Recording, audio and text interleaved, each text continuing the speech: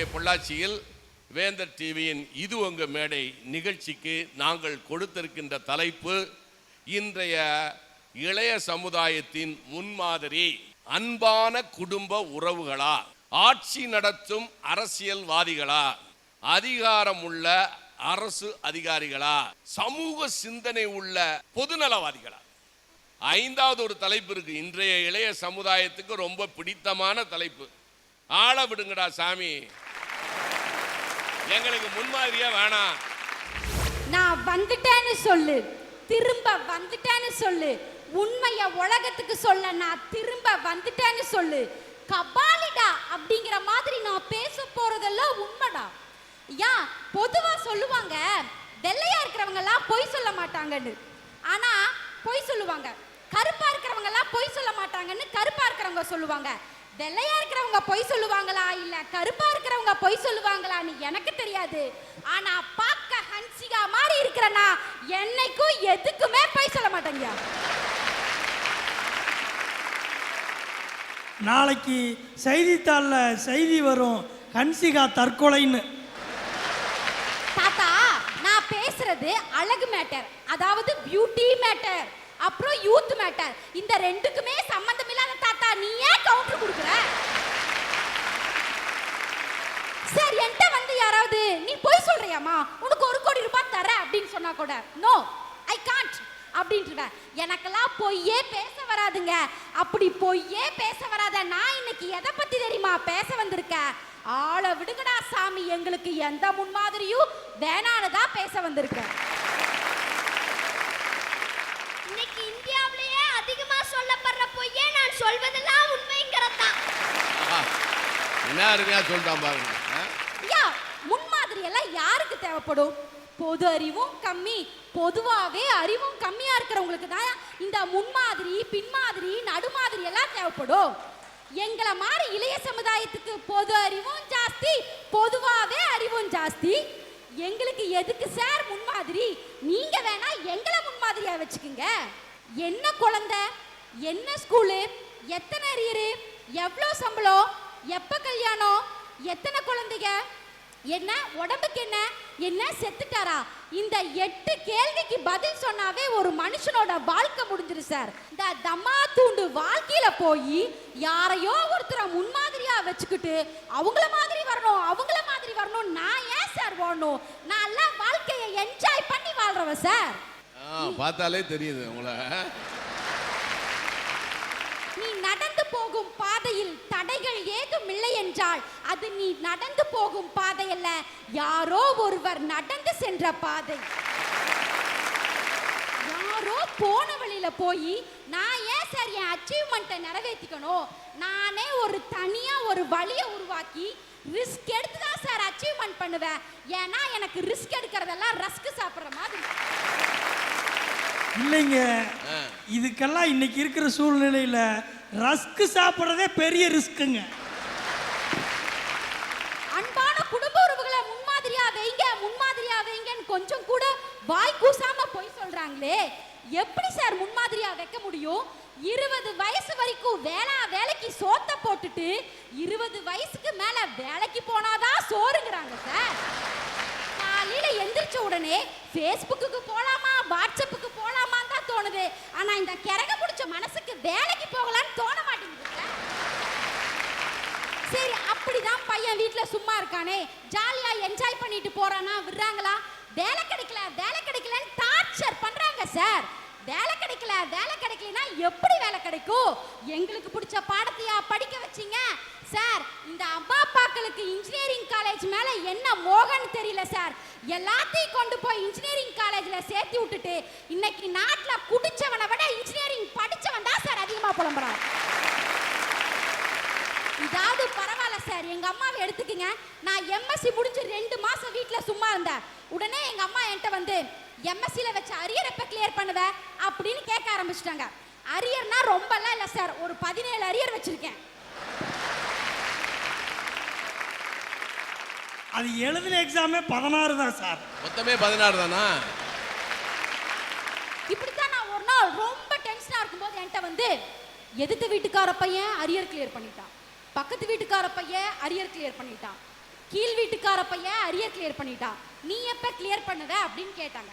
நான் ரொம்ப டென்ஷனா இருந்தேனா, எதிர் வீட்டுக்கார பொண்ணுக்கு கல்யாணம் ஆயிடுச்சு, பக்கத்து வீட்டுக்கார பொண்ணுக்கு கல்யாணம் ஆயிடுச்சு, கீழ் வீட்டுக்கார பொண்ணுக்கு கல்யாணம் ஆயிடுச்சு, எனக்கு எப்ப பண்ணி வைப்பேன்னு கேட்டேன். சரி நான் தான் டென்ஷனா கேட்டேனா, எங்கம்மா என்னை விட கோவக்காரங்க போல, சரி நான் கல்யாணம் பண்ணி வைக்கிறேன் அப்படின்னு மாப்பிள்ளையை பார்த்துட்டாங்க. சரி தான் கழுதைய கல்யாணம் பண்ணி இப்போ ஒரு பையனுக்கு வாழ்க்கை கொடுப்போம், நானும் கல்யாணம் பண்ணிட்டேன். அக்கா 17 அரியர் வச்சுட்டும் இப்படி பொறுப்பு இல்லாம சுத்திட்டு இருக்கிறியே, உனக்கு ஒரு கல்யாணத்தை பண்ணி வச்சாவது பொறுப்பு வருமோன்னு தான் உனக்கு கல்யாணம் பண்ணி வச்சாங்க, அத போய் தப்பா புரிஞ்சுக்கிட்டியேக்கா. பாப்பா கல்யாணம் பண்ணா பொறுப்பு வருமாமா சார், இதெல்லாம் என்ன 6ஆம் கிளாஸ் படிக்கும் போதே சொல்லியிருந்தாங்கன்னா நான் அப்பவே கல்யாணம் பண்ணிட்டு இன்னைக்கு ஒரு டாக்டராவோ இன்ஜினியராவோ வந்திருப்பேன். ஆக மொத்தத்தில் இவங்க அம்மாளும் மகளும் போட்ட சண்டையில் ஒரு மகராசன் தலையுருண்டுருச்சு. சார் பொம்பளைக்கு சண்டை போட்டா அடி வாங்க ஒரு மனுஷன் தேவைப்படுவானல்ல சார், அப்பதான் சார் என் புருஷன் வந்தா, அதுக்காக தான் சார் நான் கல்யாணம் பண்ணிட்டேன். கல்யாணம் பண்ணிட்டு மாமியார் வீட்டிலே போயாவது சந்தோஷமா இருக்கனா, அந்த அம்மா அதிகாலை 7 மணிக்கு எந்திரிக்கணுமா, 7 மணிக்கு எந்திரிக்கணுமா, காலையில டிஃபன் செய்யணுமா, மதியான லஞ்ச் செய்யணுமா, நைட்டு டின்னர் செய்யணுமா, வீடு கூட்டணுமா, விளக்கு கழுவணுமா, பாத்திரம் கழுவணுமா, இப்படி போட்டு எல்லா வேலையும் ஏன்ட்டையே வாங்கி தொலையுது சார் அந்த அம்மா.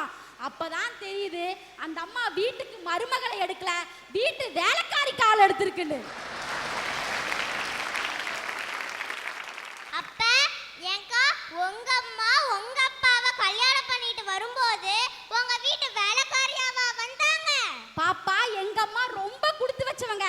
எங்க அம்மா எங்க அப்பாவை கல்யாணம் பண்ணிட்டு வந்த உடனே அவங்க மாமியார் காசிக்கு போயிருச்சு.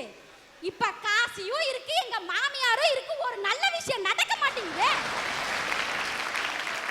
எங்க அம்மாட்டையும் டார்ச்சர் அனுபவிச்சுட்டு மாமியார்கிட்டையும் டார்ச்சர் அனுபவிச்சுட்டு இப்பெல்லாம் அந்த கவலையை நினைச்சு நான் சரியா சாப்பிடுறது கூட இல்ல சார்.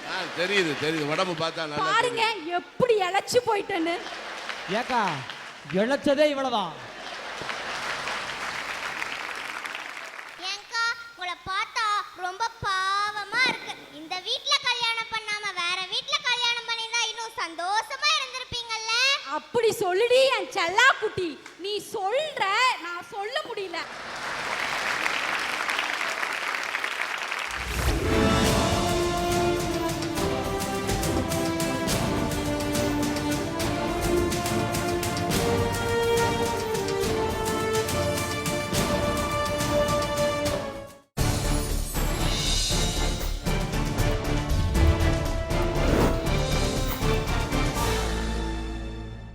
இன்றைய இளைய சமுதாயத்துக்கு முன்மாதிரி யாரு?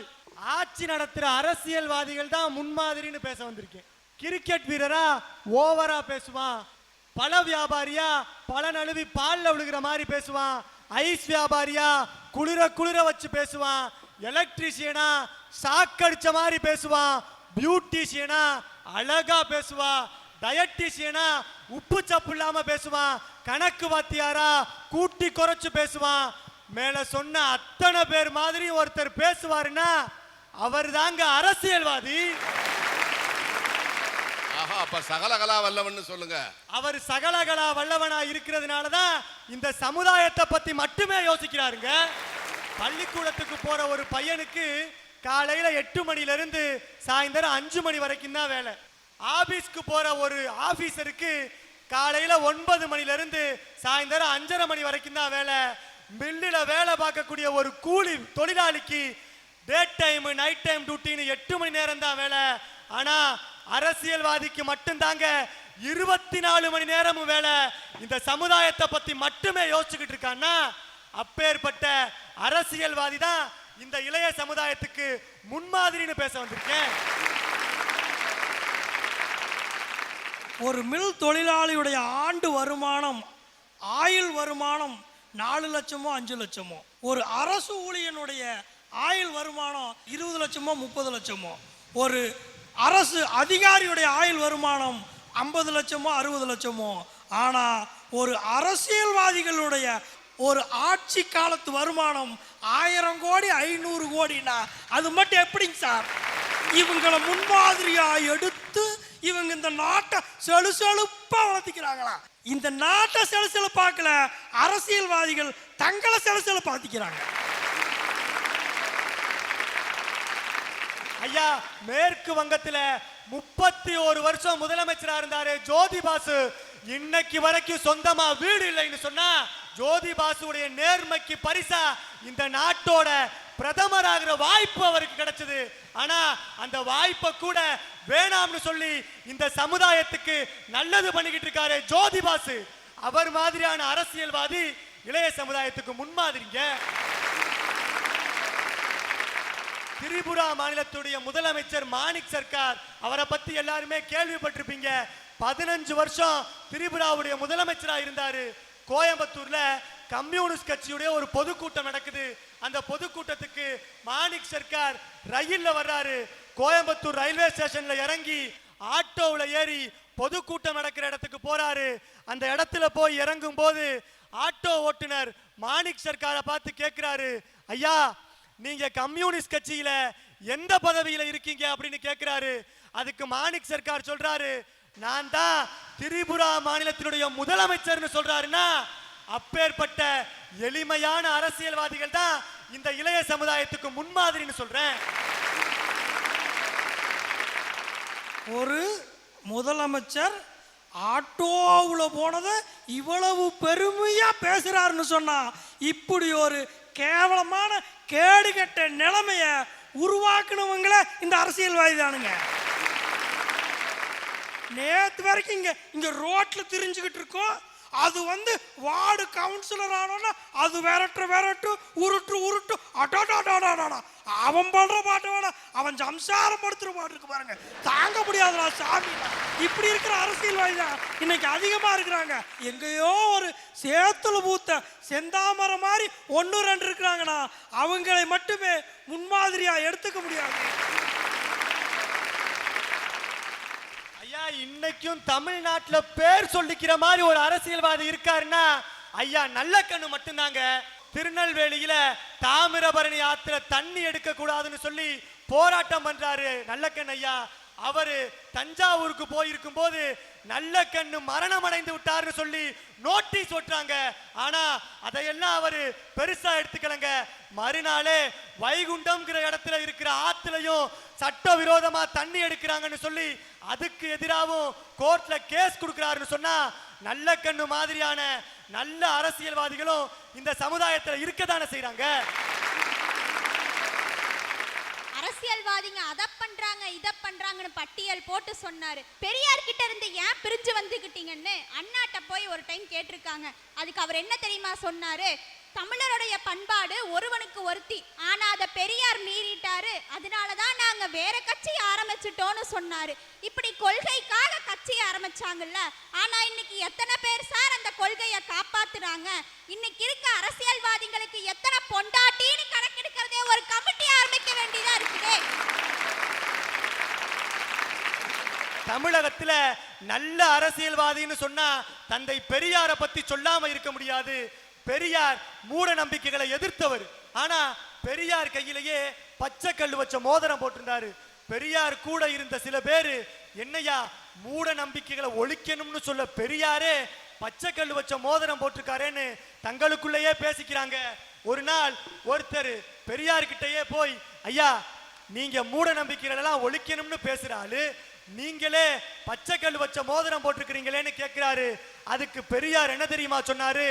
இந்த மோதிரத்தை இதுக்கு முன்னாடி ஒரு செட்டியார் போட்டிருந்தாரு. அந்த செட்டியாரு இந்த மோதிரத்தை போட்டதுல இருந்து கஷ்டப்பட்டு தொழில நஷ்டப்பட்டு தான் சொத்தையெல்லாம் இழந்து கடைசி காலத்துல பிச்சைக்காரனை விட கேவலமா வாழ்ந்து செத்து போயிட்டாரு. இந்த மோதிரத்தை ஒரு ஏல கம்பெனி ஏலத்துல விட்டான். 250 ரூபா சொன்னா 250 ரூபாயை விட ₹1 அதிகம் கொடுத்து 251 ரூபாய்க்கு அந்த மோதிரத்தை வாங்கி என் கையில போட்டிருக்கேன். இந்த மோதிரம் போட்ட அன்னையிலிருந்து இன்னைக்கு வரைக்கும் என் வாழ்க்கையில கஷ்டப்படல, நஷ்டப்படல, பிச்சைக்காரன மாதிரி லோல் படல, நான் நல்லா இருக்கேன்.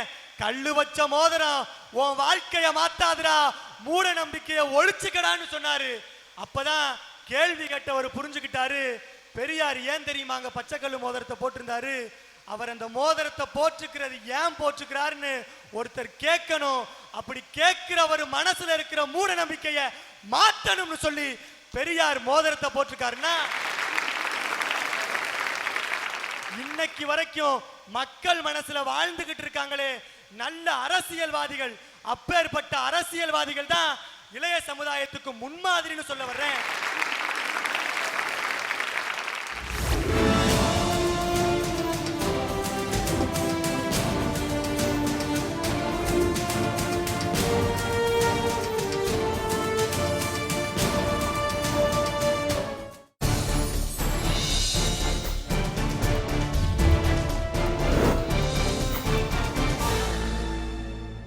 செத்து செத்து வாழ்றது இல்லைங்க வாழ்க்கை. செத்த பிறவும் மத்தவங்க மனசுல வாழ்றோம் பாருங்க, அதுதானே வாழ்க்கை. 1000 பேரு இந்த உலகத்துக்கு வந்துட்டு போயிருக்கலாம், ஆனா இந்த உலகம் எதையாவது தந்துட்டு போனவங்கள பத்தி மட்டும் தான் பெருமையா பேசும். அப்படி வந்துட்டு போனவங்களும் தந்துட்டு போனவங்களும் நிச்சயமா சமூக பொறுப்புள்ள பொதுநலவாதிகளா மட்டும்தாங்க இருப்பாங்க. ரூபா ராமப்பான்னு ஒரு பொண்ணுங்க தன்னோட சின்ன வயசுல இருந்து வளர்ப்பு தாய் வளர்த்துட்டு வராங்க. ஒரு 15 வயசுல வளர்ப்பு தாய் அந்த பொண்ணோட மூஞ்சில ஆசிட்ட வீசிடுறாங்க. 3 மாசம் அந்த பொண்ணு அன்கான்ஷியஸா இருக்கிறாங்க. அதுக்கப்புறம் கொஞ்சம் கொஞ்சமா தன்னம்பிக்கையை வளர்த்துக்கிட்டு 1929ல விர்ஜீனியா வூல்ஃப் அப்படின்றவரோட எழுதப்பட்ட rooms of a one's own அப்படின்ற ஒரு புத்தகத்தை படிக்கிறா. தன்னம்பிக்கையை வளர்த்துக்கிறா. தன்னை போல பாதிக்கப்பட்ட பெண்கள் எங்க இருந்தாலும் பரவாயில்ல, அவங்களையெல்லாம் தன்னோட முயற்சியால பாதுகாத்து அவங்களோட வாழ்க்கைக்கு ஒரு நல்ல வழியை தேடி கொடுக்கணும்னு சொல்லிட்டு ஸ்டாப் ஆசிட் விக்டிம்ஸ்ன்ற ஒரு சமூக அமைப்பை ஆரம்பிக்கிறாளுங்க. அந்த ஸ்டாப் ஆசிட் விக்டிம்ஸ்ன்ற அமைப்பை ஆரம்பிச்சு அந்த பொண்ணு மாதிரியே பாதிக்கப்பட்ட எல்லா பெண்களையும் ஒன்று சேர்த்து அவங்களுக்கு ஒரு நல்வாழ்க்கையை அமைச்சு இப்போ ஆக்ரால தாஜ்மஹாலுக்கு பக்கத்துல ரூபா டிசைன்ஸ்ன்ற ஒரு அமைப்பை ஆரம்பிச்சு ரீதா, சோனம், சஞ்சல், ரூபான்னு இந்த 4 பொண்ணுங்க உலகம் முழுக்க இருக்க எல்லா பெண்களுக்கும் வாழ்க்கையை அமைச்சு கொடுத்திருக்காங்கன்னா, இப்படிப்பட்ட பெண்கள் நிச்சயம் சமூக பொறுப்புள்ள பொதுநலவாதியா தானங்க இருக்க முடியும். எங்க கோயம்புத்தூர் மில்லுக்கு மட்டும் பேர் போனது கிடையாதுங்க, சமூக பொறுப்புள்ள பொதுநலவாதிகளுக்கும் பேர் போனது தாங்க. ஏன் இதை சொல்றேன்னா, இந்த கோயம்புத்தூர் பக்கத்துல இருக்க சிங்காநல்லூரை கடந்து போகும்போது சாந்தி சோசியல் சர்வீஸ்ன்ற அமைப்பை யாருமே கடந்து போகாம இருக்க மாட்டீங்க. அந்த அமைப்பை அமைச்சிருக்கிறவர் யாருன்னா சுப்பிரமணியம் ஐயான்றவருங்க. அதுல என்ன சிறப்புன்னா, இந்த சாந்தி சோசியல் சர்வீஸ்ன்ற இந்த மையத்துல project division, medical care, pharmacy, canteen சொல்லிட்டு 12 அமைப்புகள் ஏழைகளுக்காக உதவி செஞ்சுட்டு வருதுங்க. கேண்டீன் நடக்குதுன்னு சொல்லி சொன்னனுங்க. 20 ரூபாயோட, வெறும் 20 ரூபாயோட நீங்க உள்ள போனீங்கன்னா போதுங்க, உங்களுக்கு வயிறு நிறையும் மனசு நிறையுமுங்க. அது அங்க கிடைக்கிற உணவுகள் எல்லாமே செயற்கை உணவு கிடையாது, எல்லாமே திணை, கேழ்வரகுன்னு சொல்லிட்டு எல்லாமே அந்த காலத்து முன்னோர்கள் என்ன சாப்பிட்டாங்களோ அப்படிப்பட்ட ஒரு நல்ல உணவுகளை இப்பவும் கொடுத்துக்கிட்டு இருக்காங்கன்னு சொன்னா, இப்படிப்பட்ட சமூக பொறுப்புள்ள பொதுநலவாதிகள் என்னைக்குமே எங்களுக்கு முன்னோடி தாங்க. அந்த கேண்டீன்ல ஆட்டோ ஓட்டுறவன் சாப்பிடுவான், கூலி வேலை செய்யறவன் சாப்பிடுவான், பெரிய பெரிய பணக்காரங்க எல்லாம் வந்து சாப்பிடுவாங்க. இப்படி எல்லாருமே இந்த இடத்துல வந்து சாப்பிட்டு இருந்ததுனால இதனால பாதிக்கப்பட்டவங்க எல்லாருமே பெரிய பெரிய ஹோட்டல் முதலாளிங்க. என்ன பண்றதுன்னே தெரியல. இந்த பெரிய பெரிய ஹோட்டல் முதலாளிகள என்ன பண்ணாங்க, இந்த சுப்பிரமணியம் ஐயாவை போய் பார்த்தாங்க. அவங்க கிட்ட சொன்னாங்க, ஐயா ஒண்ணு விலையை ஏத்துங்க, அப்படி இல்லையா தயவு பண்ணி ஏதாவது ஒண்ணு பண்ணுங்க, உங்க ஒருத்தர்னால எங்களுக்கு பெரிய பாதிப்பு ஏற்படுதுங்கன்னு சொல்லி சொன்னாங்க. அதுக்கு அந்த சுப்பிரமணியம் ஐயா அந்த பெரிய பெரிய ஹோட்டல் முதலாளிக கிட்ட சொன்ன வார்த்தைகள் என்ன தெரியுங்களா, ஏற்கனவே நான் 25 ரூபாய்க்கு வித்துட்டு இருந்தேன், மக்கள் எல்லாரும் வந்து என்கிட்ட சொன்னதுனால 5 ரூபாய் குறைச்சு 20 ரூபாய்க்கு வித்துட்டு இருக்கிறேன், இதுக்கு மேல நீங்க இங்க இருந்து பேசிட்டு இருந்தீங்கன்னு வச்சுக்கோங்களேன், இலவசமா கொடுத்துருவேன், மரியாதையா எல்லாரும் எந்திரிச்சு வெளியே போங்கன்னு சொன்னாங்களே. இப்படிப்பட்ட சமூக பொறுப்புள்ள பொதுநலவாதிகள் தாங்க எனக்கு முன்னாடி.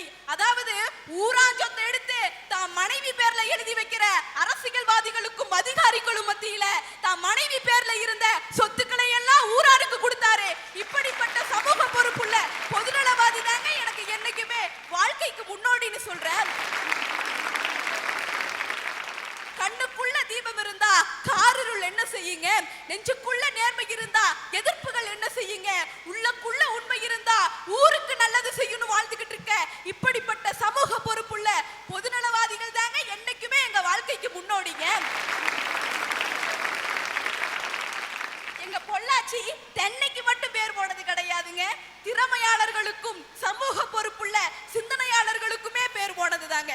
இந்த மனுஷன் யாருன்னா, இந்த பொள்ளாச்சிக்கு பக்கத்துல இருக்க சேரன் நகர்ல இருக்காருங்க.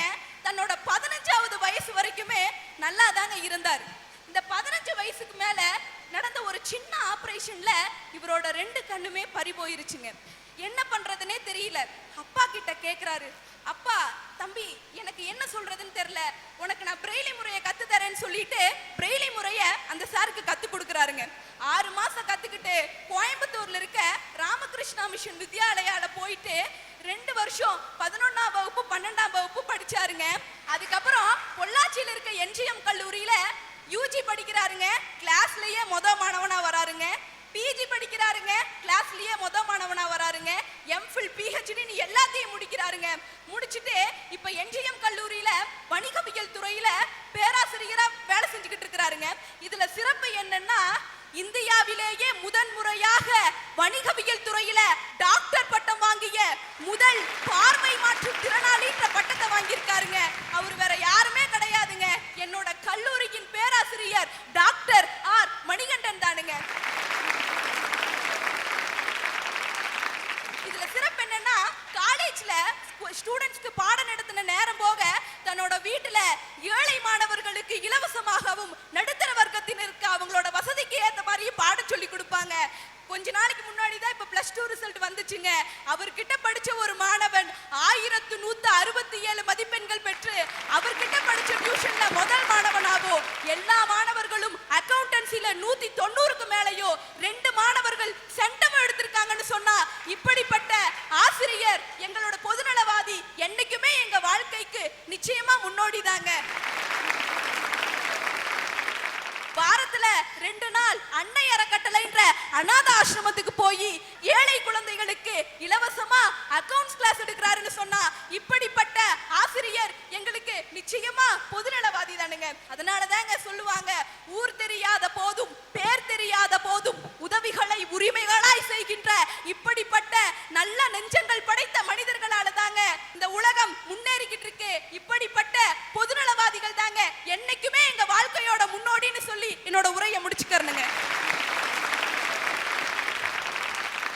இப்பொழுது ஜெயப்பிரியா பெருமையாக பேசிய ஆர் மணிகண்டன் அவர்களை மேடைக்கு வருமாறு அழைக்கிறோம்.